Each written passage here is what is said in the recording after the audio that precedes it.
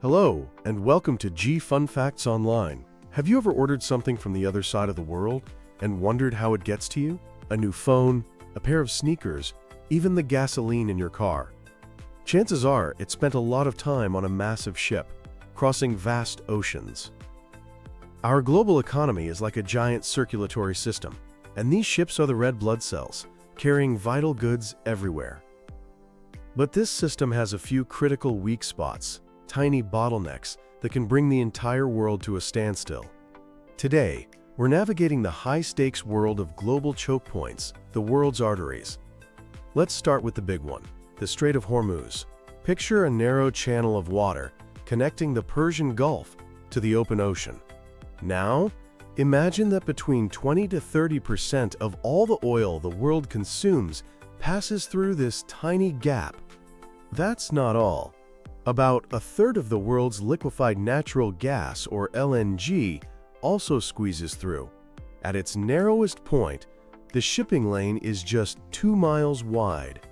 It's the world's energy jugular. This geography puts it right at the center of a global power struggle.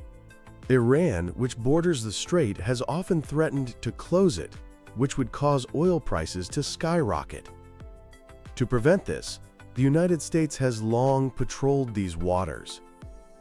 But now there's a new player. China is the biggest customer for Middle Eastern oil, so it has a massive interest in keeping the strait open.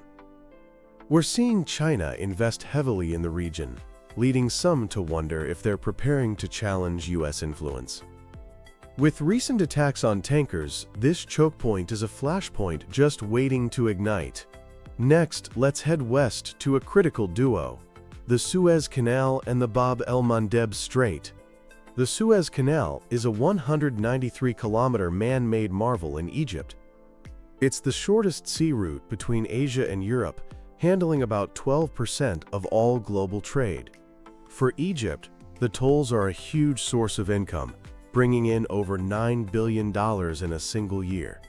But to get to the Suez from the Indian Ocean, ships must first pass through the Bab el-Mandeb Strait, a narrow passage off the coast of Yemen. This is where things get complicated. Since late 2023, the Houthi movement in Yemen has been attacking commercial ships in this area, causing chaos. Major shipping companies, fearing for their vessels and crews, have stopped using the route altogether. Instead, they're taking the long way around Africa's Cape of Good Hope, adding weeks and millions of dollars to each journey. As a result, traffic through the Suez Canal has plummeted, cutting Egypt's revenue by more than half and causing supply chain headaches for all of us. It's a perfect example of how instability in one small area can create massive waves across the entire global economy. Now for a choke point facing a different kind of threat. The Panama Canal connects the Atlantic and Pacific Oceans, a vital link for trade between Asia and the Americas.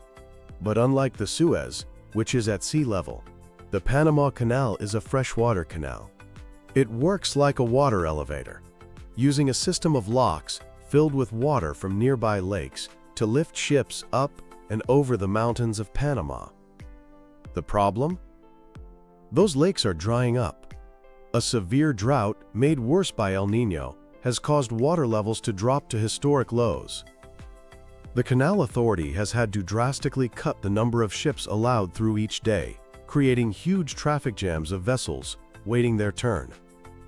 This isn't a military threat, it's a climate threat, and it shows just how vulnerable our infrastructure is to a changing planet. The crisis has people seriously looking at alternatives, from rail lines across Mexico to a long dreamed-of canal through Nicaragua.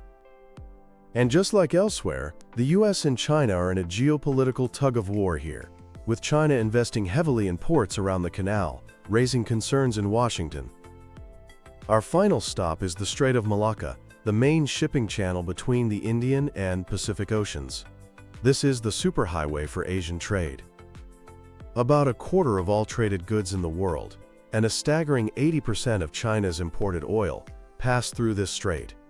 This massive dependency is what's known as China's Malacca Dilemma. In a conflict, a rival power could easily blockade the strait, cutting off China's energy supply and crippling its economy. To solve this dilemma, China is desperately trying to build bypasses. They're funding a massive economic corridor through Pakistan to give them access to the Arabian Sea and building pipelines through Myanmar. They've even discussed funding a canal straight through Thailand, though that remains a distant dream. For now, China remains vulnerable, and this vulnerability shapes much of its foreign policy. So what does this all mean? The world's arteries, Hormuz, Suez, Panama, Malacca, are under pressure from all sides. Geopolitical rivalries, regional conflicts, and the undeniable impacts of climate change are all converging on these critical points. The recent crises have been a wake-up call. Nations and companies are scrambling to build more resilient supply chains, diversifying routes and exploring new ones, like the Northern Sea route opening up in the melting Arctic. But the weaponization of these choke points is a frightening trend. In our interconnected world, a blockage in one tiny strait can cause economic pain thousands of miles away. Ensuring these waterways remain open and secure isn't just about trade, it's about global stability.